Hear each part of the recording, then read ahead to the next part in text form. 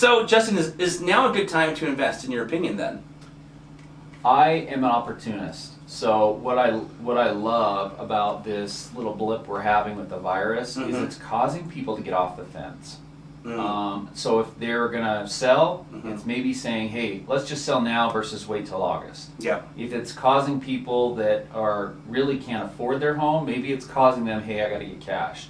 If it's an investor and they're like, I'm less liquid than I'd like to be, it's causing them to throw some inventory back in the market, and I think that's a good thing. So from an opportunity standpoint or a primary buyer, my advice is really the same. Plan on a 10-year strategy. Yeah. So in the last recession, I was carrying about 20 or so rentals. Okay.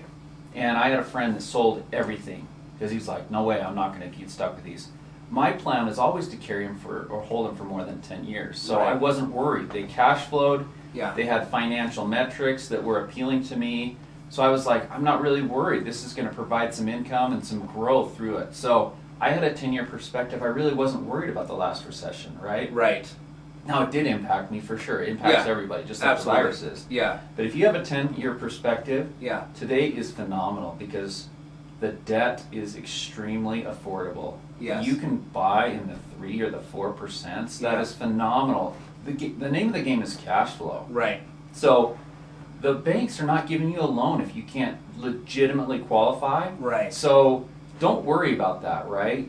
Yep. And they're going to make sure you have reserves. Keep your reserves, right? Let's not run everything down. Let's not over leverage ourselves. Right.